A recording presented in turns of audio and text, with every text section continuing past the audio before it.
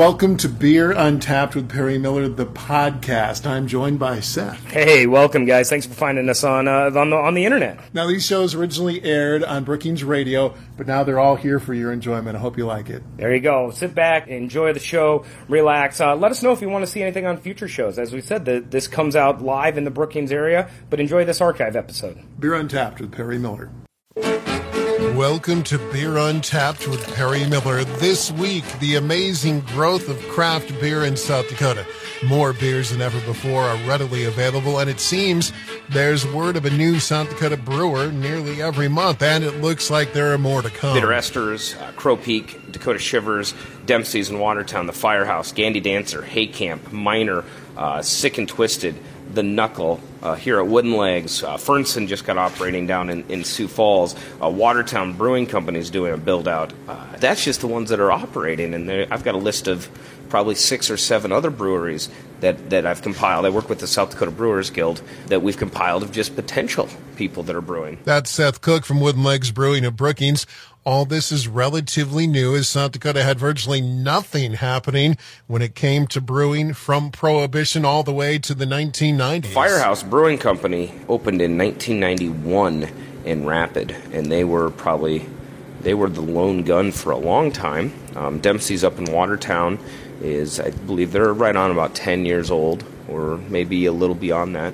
And then, of course, what is considered now the grandfather of beer in South Dakota is Crow Peak out in Spearfish, and it was 2007, I think they opened, not all that long ago. There were a couple of other brewers that gave it a go in the 90s in South Dakota, but they didn't make it.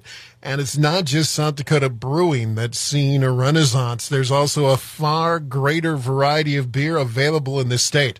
Longtime bar owner Brennan Sully Sullivan of Pints and Quarts and Sully's points to as recently as 2003. And at the time, we had Newcastle and Guinness.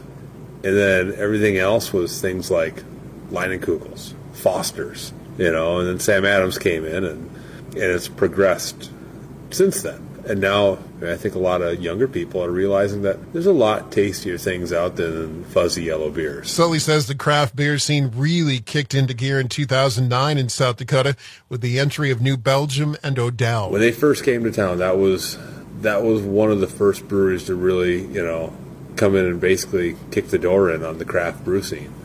They came in, and one of the first few that we tapped was their IPA, Levity, and Five Barrel and Cutthroat, I think.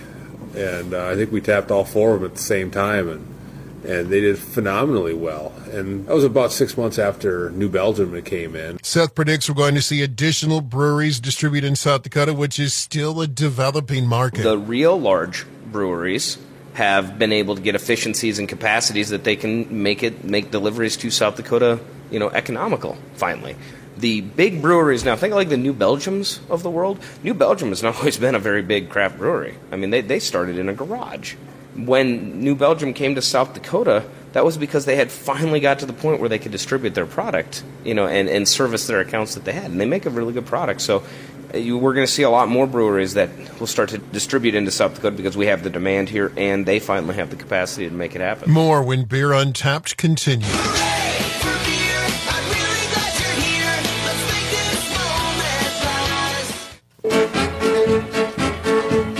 Welcome back to Beer Untapped with Perry Miller. We're talking the South Dakota beer scene. Wooden Legs is holding a seminar this week designed to help the budding brewer. We have Dr. Sam Holloway out. He teaches at Portland State University. He has a program he's put together called Going Pro, the things you need to think about as you go from a home brewer to a pro brewer. Dr. Holloway is involved in the beer scene in Portland, one of America's great beer cities, with more breweries per capita than anywhere else in the U.S. He's volunteered his time to come out just to teach people how to start a brewer, what to think about. And what's so cool is that when we started Wooden Legs Brewing Company, the state of South Dakota had 1 or 2 breweries that were operating, but had very few resources for people to ask questions. And you know, the Crow Peak will forever be on our taps here because they really kind of put us under their wing and said, here's some things you have to think about. And we always will appreciate that, always pay it forward. So if anybody asks us, we'll do the same thing. Dr. Sam Holloway's presentation, 4 p.m. Friday at Wooden Legs. I think it's important, the brewers that get started, to make sure they're making good beer, to make sure they're making it to a high quality. And I think everything else will kind of write itself. The consumer has changed in South Dakota. The consumer will continue to change in South Dakota. It's not to say that we've reached everybody. We've kind of been beer evangelists and assume that everybody should at least hear our message or try our wares. As the beer scene continues to grow in the state, new and wonderful stuff continues to show up almost weekly at Brookings Liquor Store.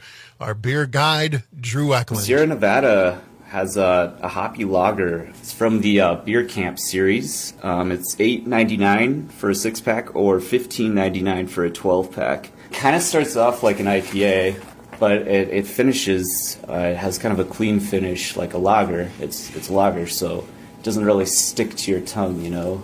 It's very drinkable. It's 7% ABV, and you can't taste the alcohol at all. I would strongly recommend that you try it before it's gone. And the last one I have here is from West O. It's their Cocoa Chocolate Stout. It's $9.49 for the 6-pack. This might be my favorite chocolate stout. It's right up there with Odell's Lugene.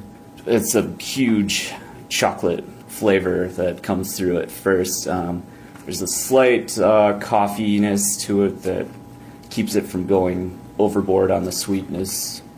It won a gold medal in the Sweet and Cream Stout category at the American Beer Festival in Denver, and I can see why. It's seriously really good. Finally this week, the Mike Tap handled Beer of the Week at Pints and Quarts in Brookings, a brand new beer for South Dakota from a brewer new to the state, Lagunitas IPA, an easy drinking West Coast IPA, lots of citrus, grassy, and floral notes, and a tasty bittering finish. A nicely balanced brew, Lagunitas IPA. You can get it now at Pints and Quarts in Brookings. Hey, that's it for this week's edition of Beer Untapped with Perry Miller. Next week, barrel-aged beers. Until then, drink local and drink responsibly. Thank you for listening to this archived edition of Beer Untapped with Perry Miller. Feel free to listen to other episodes, and if there's anything you'd like us to talk about on a future show, please let us know. Thanks again.